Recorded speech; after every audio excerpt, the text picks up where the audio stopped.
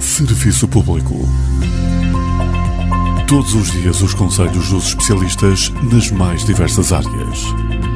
Biologia, nutrição, direito, medicina familiar, formação profissional, saúde estética, psicologia, contabilidade, coaching pessoal e profissional. Serviço Público. Às 10h15 e 17h15 no RCP. Bem-vindo a mais um Serviço Público. Hoje vou estar de novo à conversa com a psicóloga educacional Carla Moreira. Bem-vinda uma vez mais, doutora. Olá, bom dia, muito obrigada. Hoje falamos então do regresso à escola, depois de um verão sem horários e rotinas rígidas, de dias de muita diversão e brincadeiras. É hora de começar a pensar no próximo ano letivo e de forma a evitar que o arranque do ano letivo seja muito menos intranquilo e gerador de ansiedades, sugerimos então hoje algumas estratégias para os pais e que podem ser facilitadoras neste início do ano. Muito bem, então é importante que as crianças participem de forma entusiástica e motivada na preparação do ano letivo. E para isso é importante envolvê-las no planeamento do mesmo. De que forma? Então, vamos falar aqui de uma forma geral, de um modo geral. No entanto, não posso deixar de referir a necessidade de atender aos vários momentos de transição, não é? Portanto, a creche, o jardim de infância, o primeiro ciclo, o segundo ciclo, até mesmo o ensino secundário. E a especificidade de cada contexto que pode representar quer a entrada na escola pela primeira vez, quer a mudança de escola ao longo do percurso escolar. E, portanto, cada momento de transição terá a sua especificidade a ser atendida. Desde logo, não é? Conhecer a escola, saber onde é, como é que se vai para a escola, quais os transportes que vão utilizar, conhecer os espaços envolventes, ter as referências, visitar, se possível, a escola, identificar os principais espaços que vai frequentar, sobretudo nestes momentos de transição, no primeiro ciclo, segundo e terceiro, em que muitas vezes e frequentemente acontece efetivamente a mudança de escola. Por exemplo, os trajetos a fazer, se a criança vai utilizar o autocarro, fazer a viagem com a criança, com o jovem, porque ao fazermos isto estamos de facto a promover um sentido de mestria. Ao conhecermos, nós sentimos-nos mais competentes para lidar com o novo, ou pode não ser uma mudança aqui de escola, mas voltar a familiarizar-se com este espaço, com este trajeto, não é? As férias imputam muito tempo sem contacto com a escola, pelo que pode ter algum impacto nas crianças e deixá-las mais ansiosas com este regresso à escola. Estas mudanças podem efetivamente ser potencialmente impactantes se não forem preparadas, interiorizadas e não lhes for conferido algum sentido de previsibilidade, de segurança e confiança. Há algumas escolas, agrupamentos de escolas, promovem já no momento final do ano letivo visitas, intercâmbios e até mesmo às vezes ao longo do ano letivo, naquilo que faz parte dos projetos de articulação vertical, que antecede estas mudanças de espaços, de contextos físicos, visitas de forma a que esta transição vá sendo preparada e seja de facto mais pacífica. E no que diz respeito aos pais? Relativamente aos pais, eu sugeria aqui duas questões que me parecem bastante importantes. Conhecer desde logo o projeto educativo da escola e o regulamento interno. São duas orientações efetivamente importantes para os pais também perceberem um bocadinho as dinâmicas e a própria cultura educacional da escola. Em relação às atividades extracurriculares?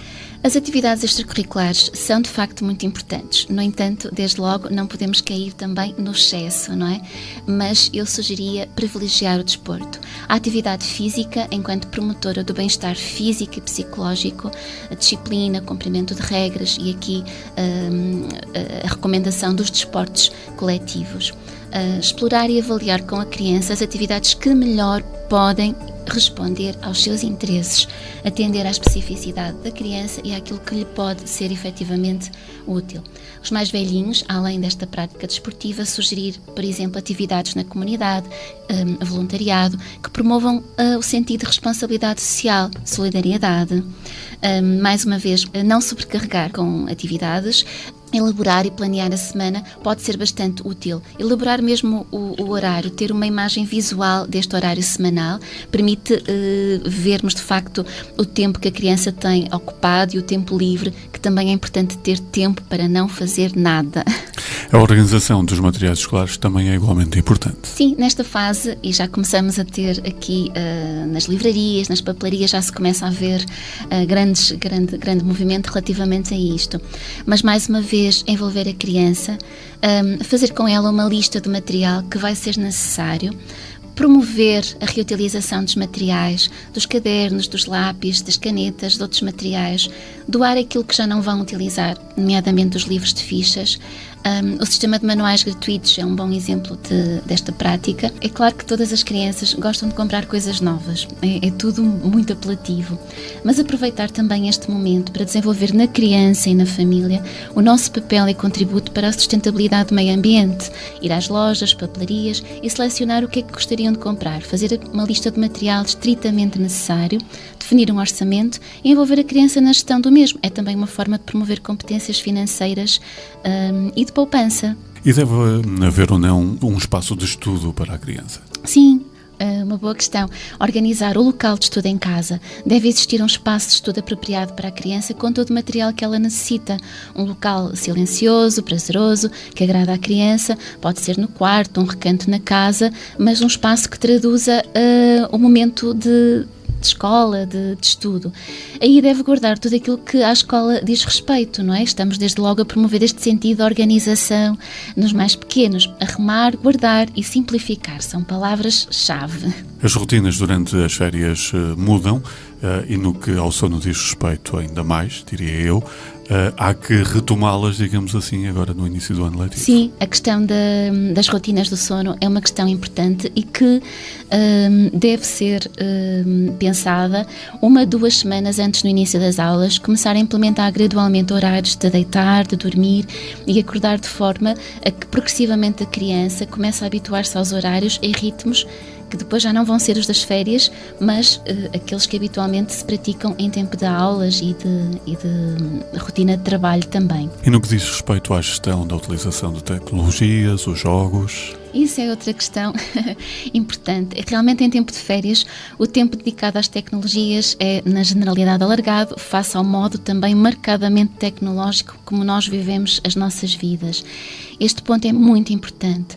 Discutir esta questão com as crianças, com os jovens e perceberem que o tempo dedicado às tecnologias não deve ser superior aos tempos de quaisquer outras tarefas.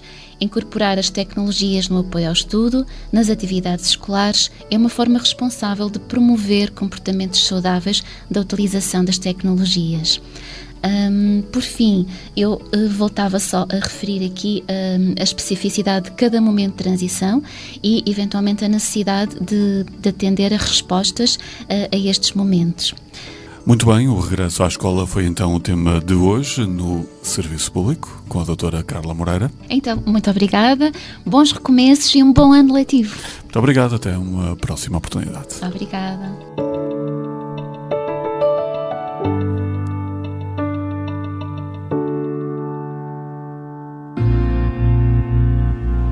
Serviço Público. Todos os dias os conselhos dos especialistas nas mais diversas áreas.